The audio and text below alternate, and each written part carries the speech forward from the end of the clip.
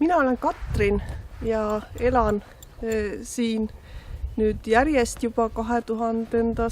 aastast koos oma rootslasest abikaasaga. Meil on 3 last, kellest 2 on juba küll Tartus ja Tallinnas. Ja nemad on selles talukohas tegelikult juba 6. põlvkond. Nii et üheks põhjuseks, miks me siin oleme, on kindlasti see, et ma tunnetan, et siin on väga sügavalt minu juured.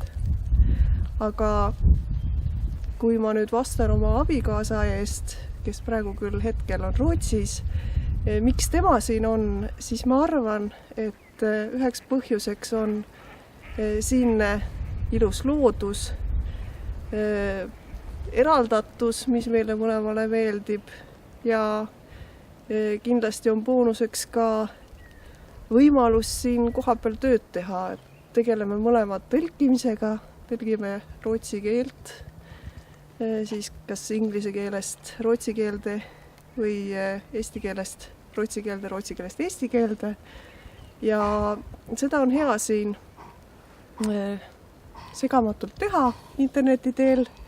Samas on võimalus siis ka natukene põllumajandusega tegeleda, lihtsalt oma lõbuks, oma hobiks. Peame natuke lambaid, kanu, loomulikult juurde ka koerad, kassid.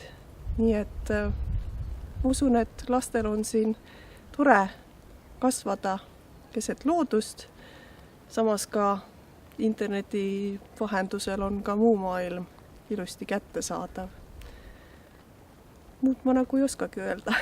Tulge ise külla ja veenduge, et siin on lihtsalt mõnus, rahulik, ilus olla ja elada.